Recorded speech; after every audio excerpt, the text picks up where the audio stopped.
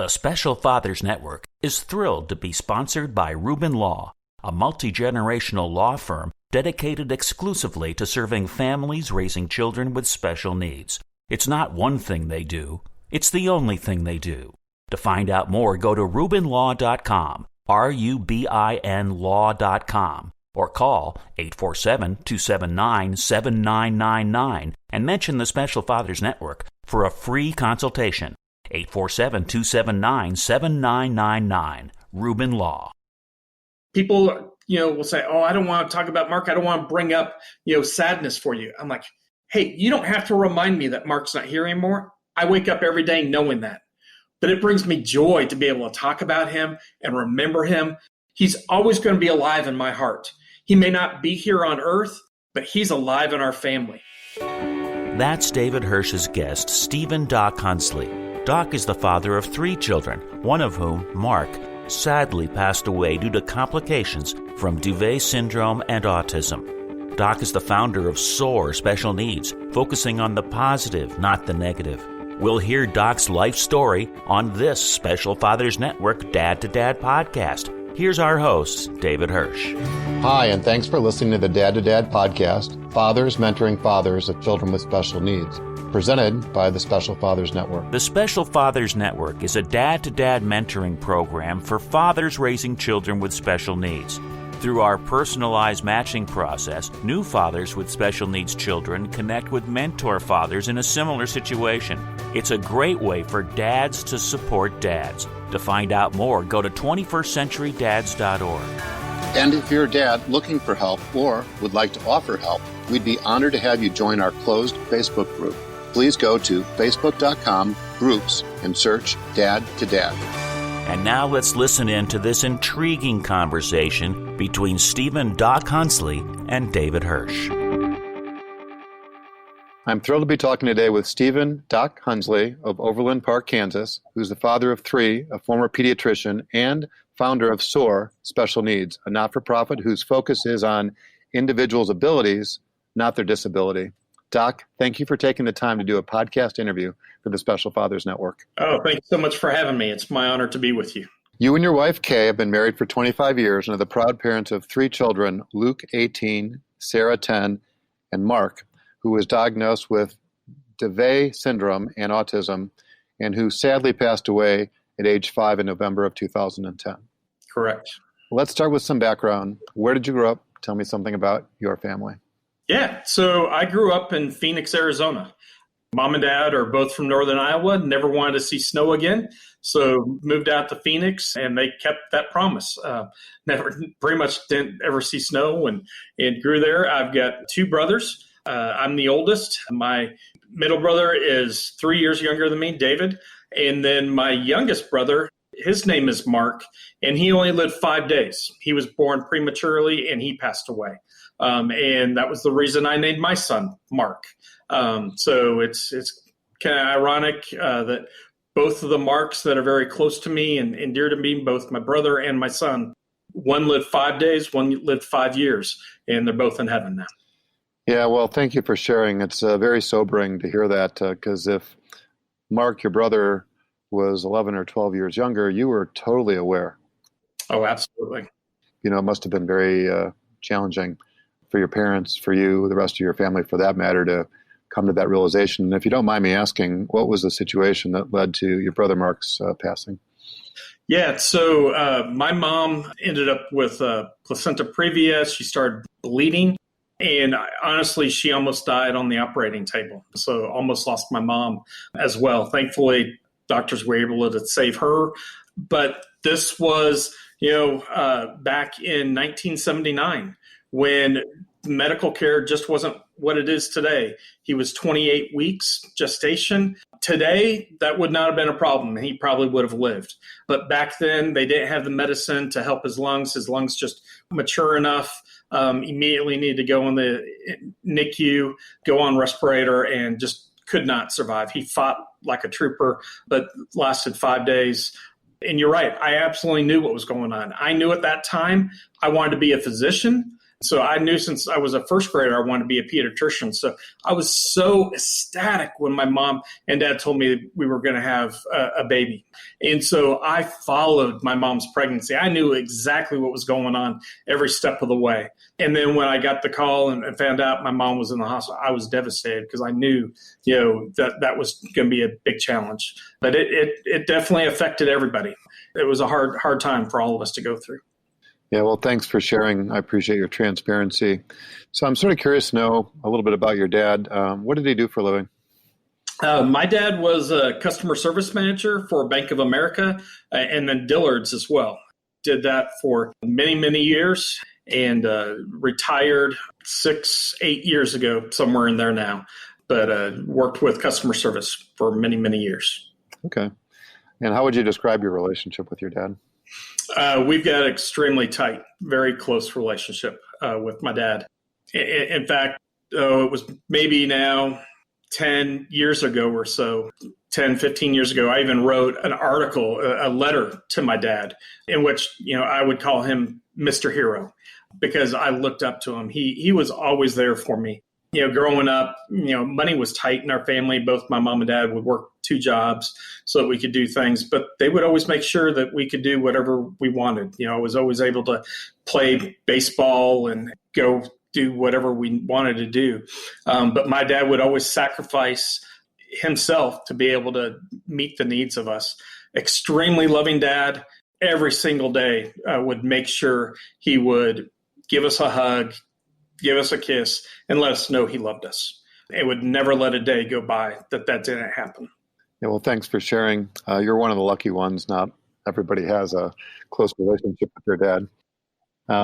Is there any important takeaway, a lesson you learned, or something you always think about when you think about your dad?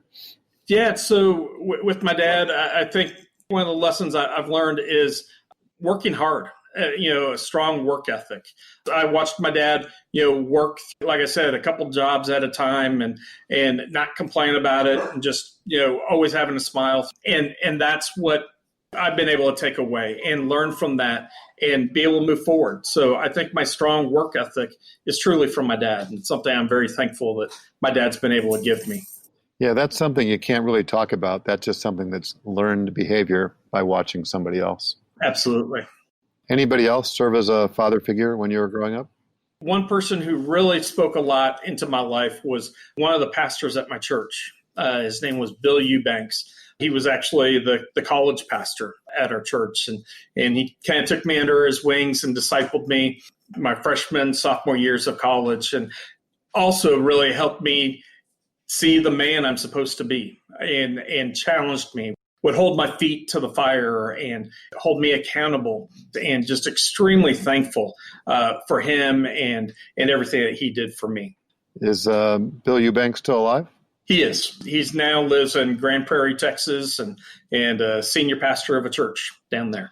Okay. Well, thanks for giving Pastor Bill or Pastor Eubanks, depending on how well you know him, a shout out. So from what I remember, from a schooling standpoint, you went to Grand Canyon University.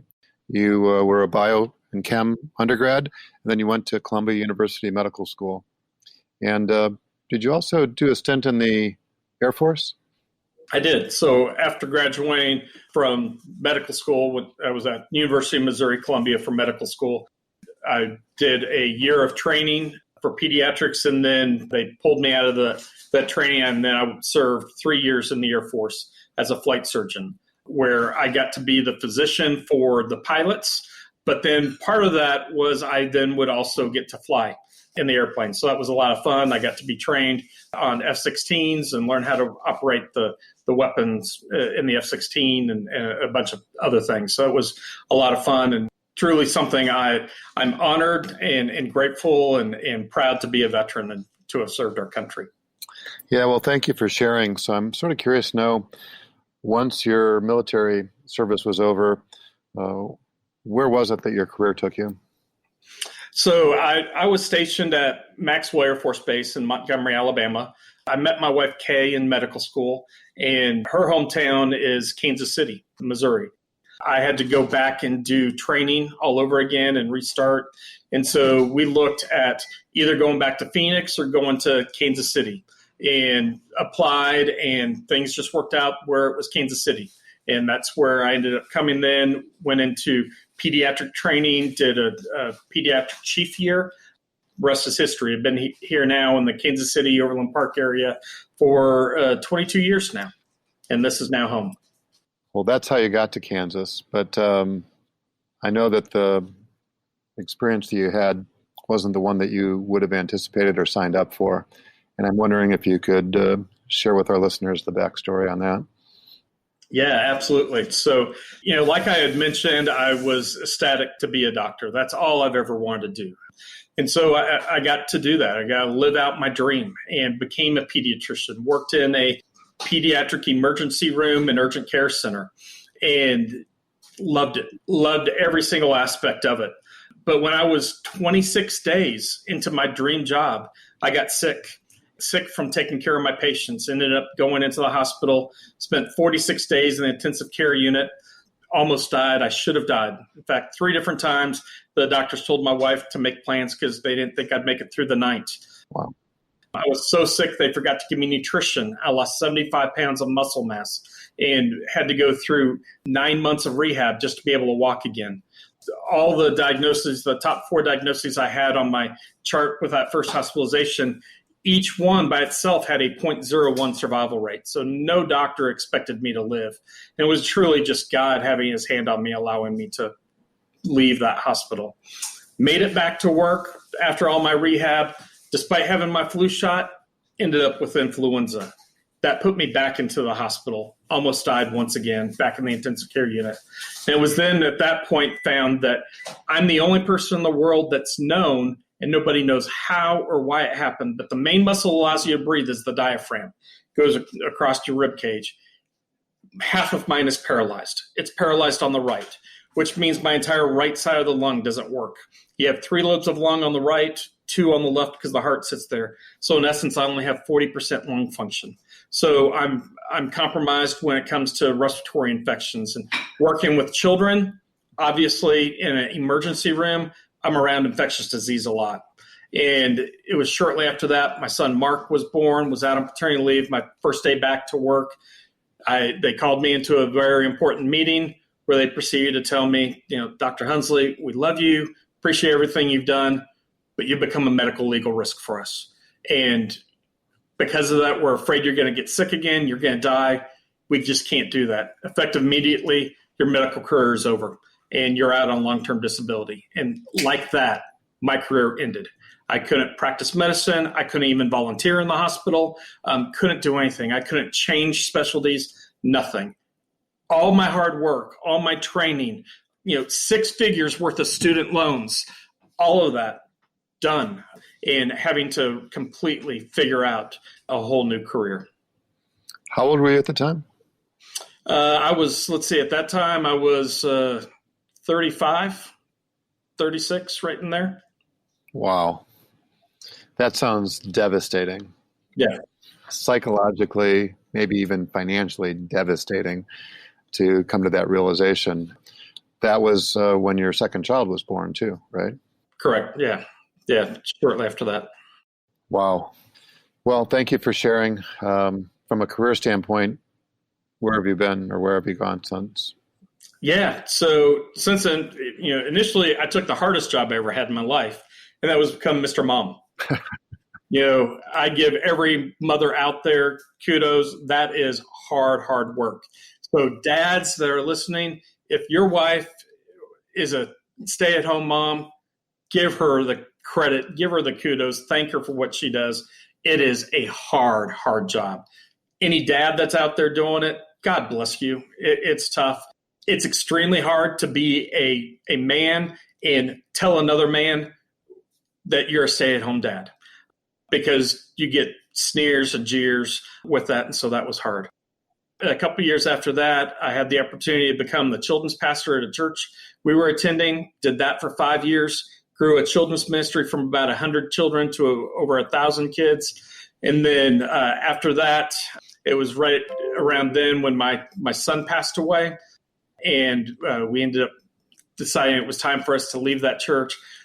God took us to a new church, And later then at that church, God laid on my heart and just created things where we created Soar Special Needs, a disability ministry, and did that now 9 years ago in September, and became the special needs pastor, did that for 8 years. And then just this past year in December of 19, left that and we started up Soar Special Needs as an independent nonprofit.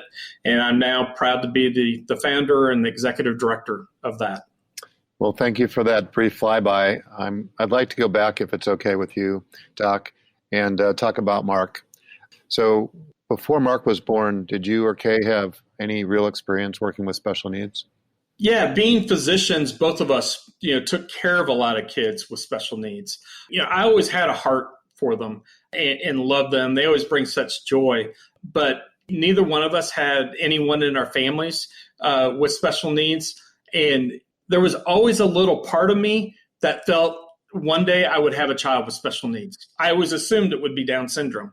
And it wasn't until actually after my son's death that I found out my wife had the same inkling. She thought she at some point would have a child with special needs. So God had always prepared both of us to be a parent of a child with special needs without us fully realizing it.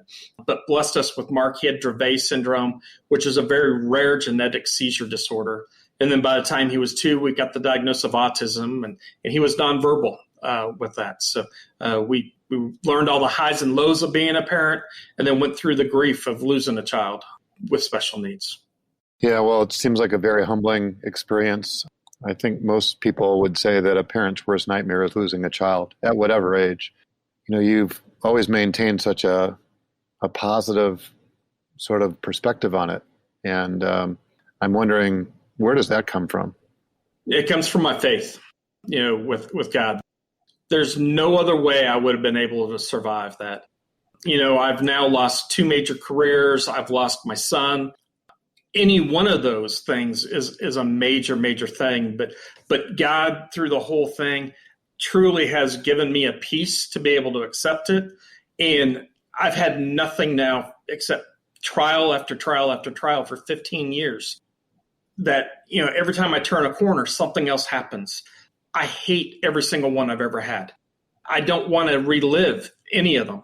However, I truly can, be here before you today and honestly say I can thank God for losing my career a couple times, for taking my son. My son never belonged to me. He belonged to God. He was on loan to me. I miss him like crazy, but because of my experience with Mark, because of my experience with my previous careers, I'm able to do today what I do, and I never would have been able to do that before.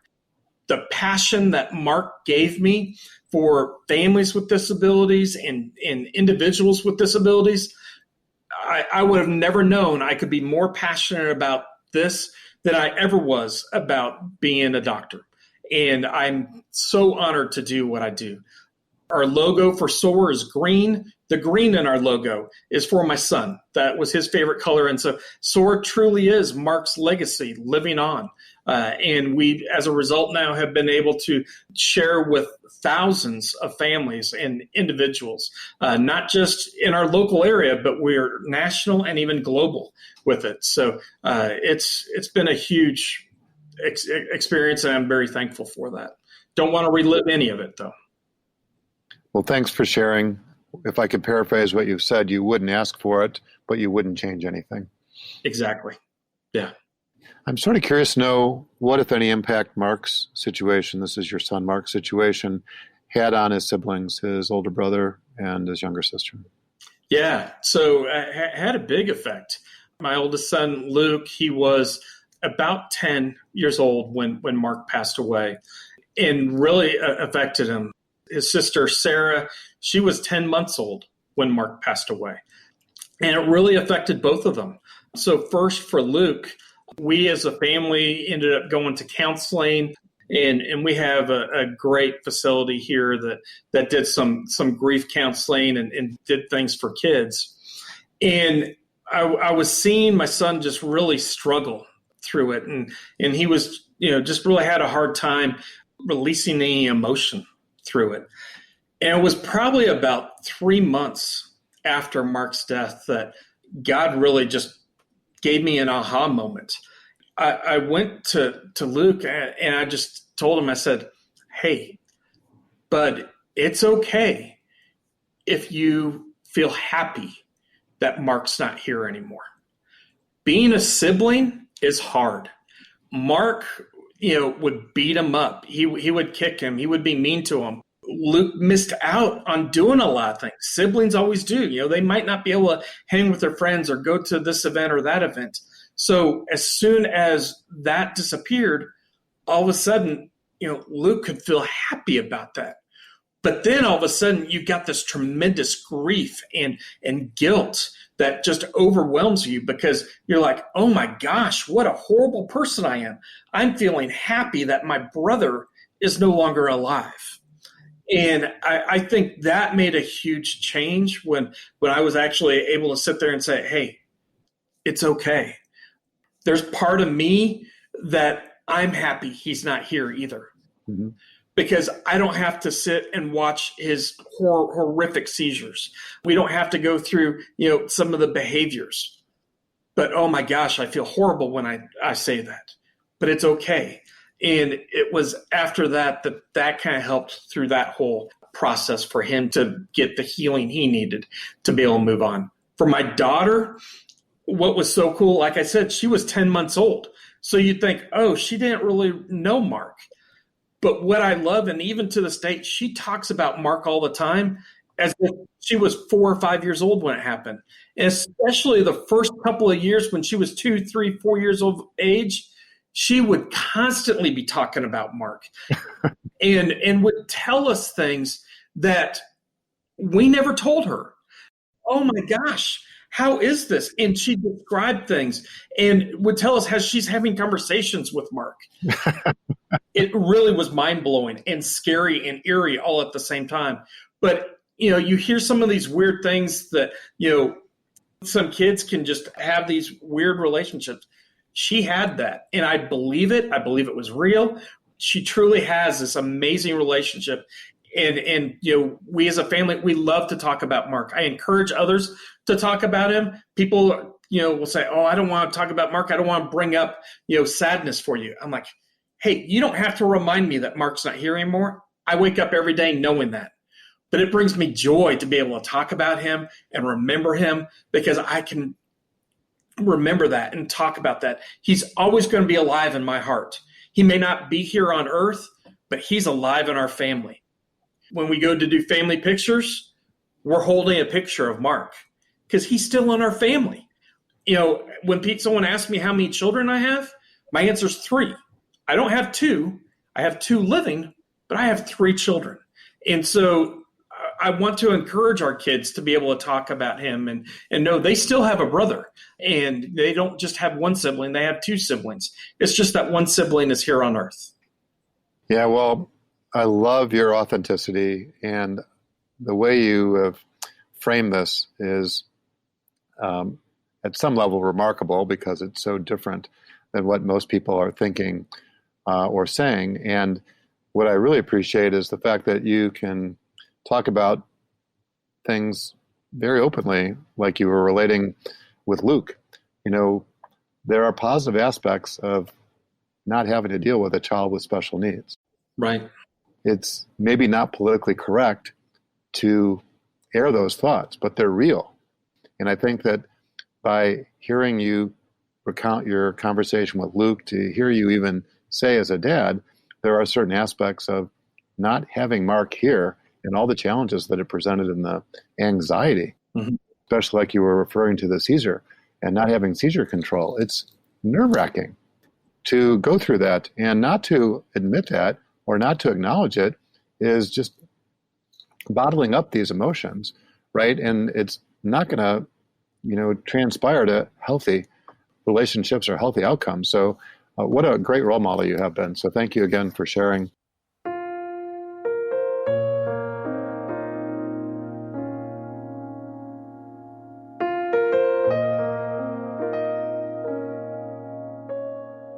Let's switch gears and talk about Soar. I know that you've already shared a little information about it, but from what I remember, it stands for Special Opportunities, Abilities, and Relationships. Yes. And it's been around for 9 years, I think, starting in 2011.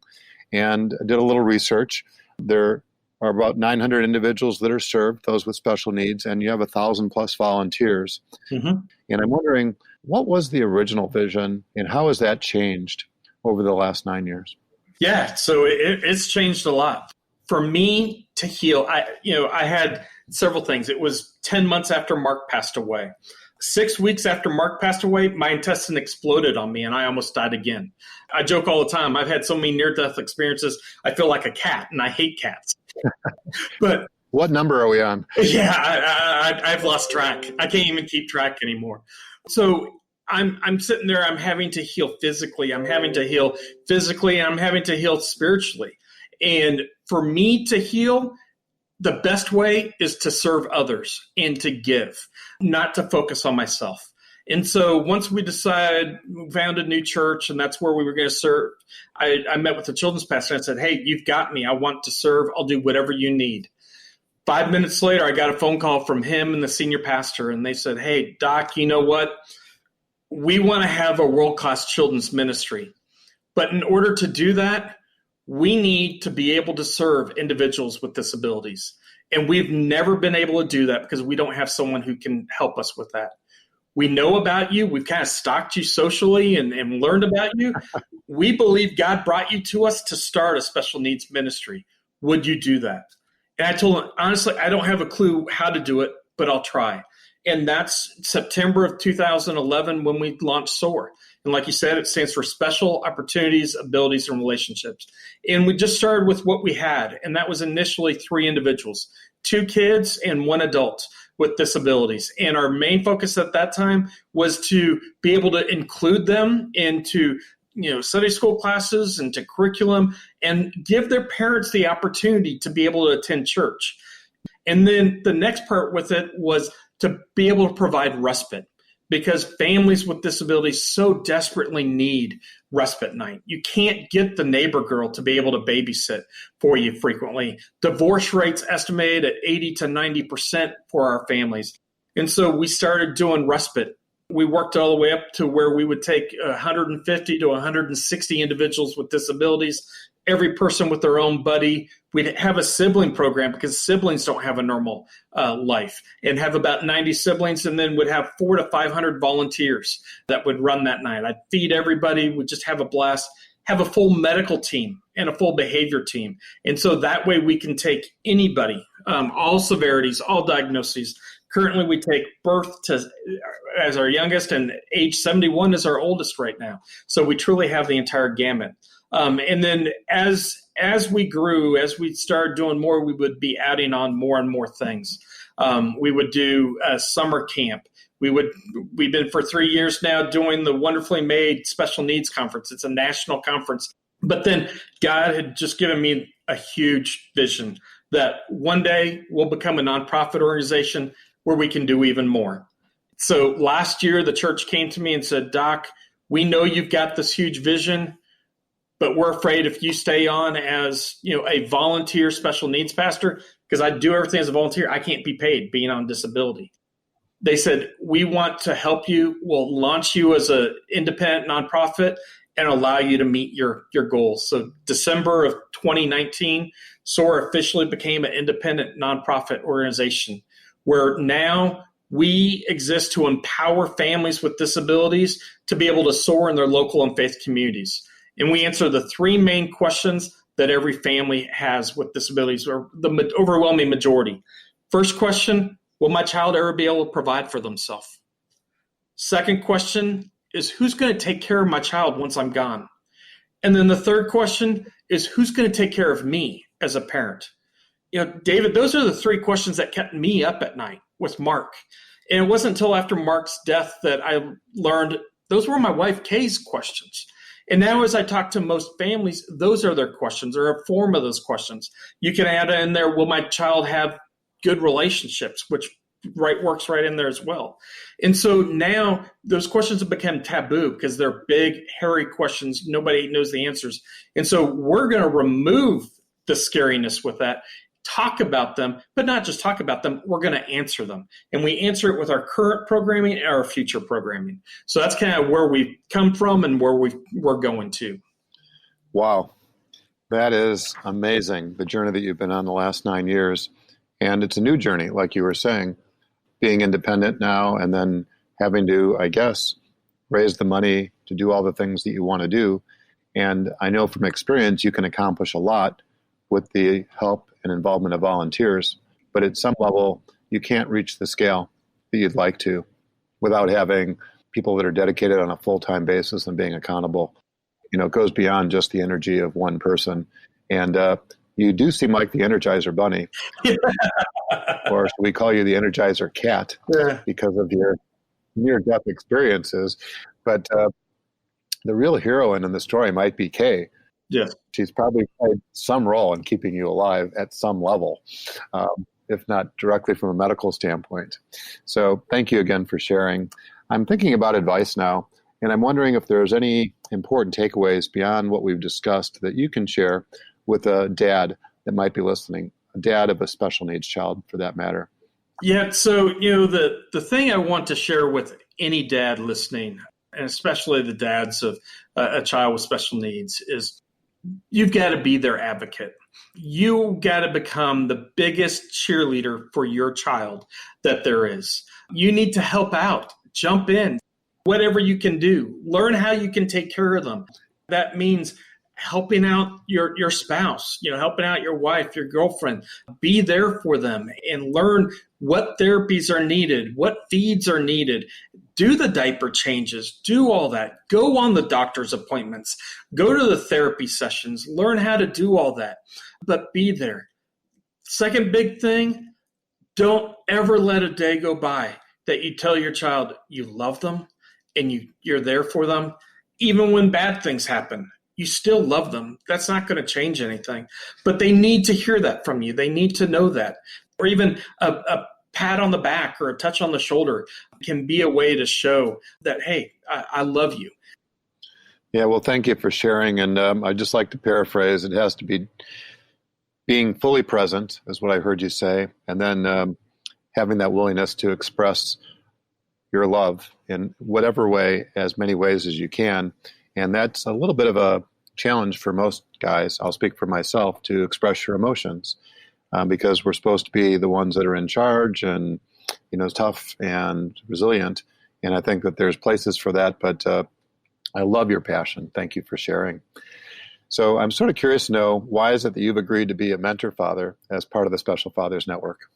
I think it's vital to be able to give back, to be able to help dads walk a journey that I've already been through. I consider myself a giver, and anytime I can improve somebody, especially when it's another dad, and dads have a very special place in my heart, because we need more dads to step up.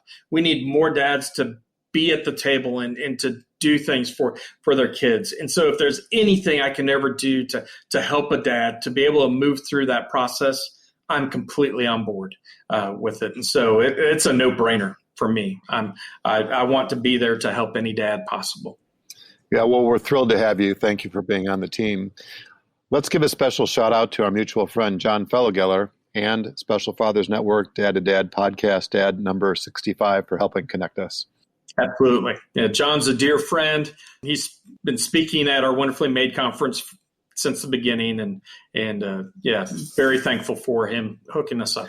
Is there anything else you'd like to say before we wrap up? I guess just in parting, I'd say be the best that you can be. Don't be afraid to show your emotions. Let those out. But important part with that, don't be afraid to ask for help. Soar Special Needs, we're here to help you. We're also creating parenting support groups. They're virtual, so you can be anywhere in the country and be a part of it. So, reach out to us. We want to help you. We want to bless you and see how we can help you out. But don't sit on the sidelines thinking, I don't know what to do. I don't know how to do it. ask for help.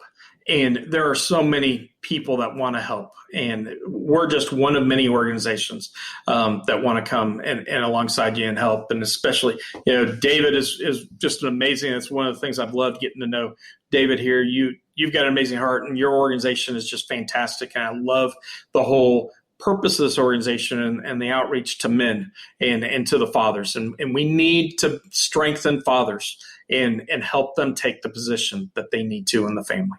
Well, thank you for saying that.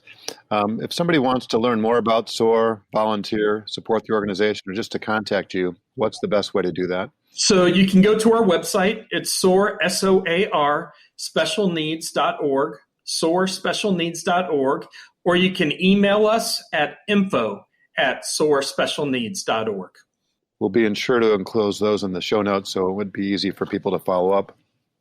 Doc, thank you for taking the time and many insights. As a reminder, Doc is just one of the dads who's part of the Special Fathers Network, a mentoring program for fathers raising a child with special needs. If you'd like to be a mentor father or are seeking advice from a mentor father with a similar situation to your own, please go to 21stcenturydads.org. Thank you for listening to the latest episode of the Special Fathers Network Dad to Dad podcast. I hope you enjoyed the conversation as much as I did. As you probably know, the 21st Century Dads Foundation is a 501c3 not-for-profit organization, which means we need your help to keep our content free to all concerned. Would you please consider making a tax-deductible contribution? I would really appreciate your support. Would you please share the podcast and post a review on iTunes to help us build our audience? Also, remember to subscribe so you'll get a reminder when each new episode is produced. Doc, thanks again. Thank you so much for having me.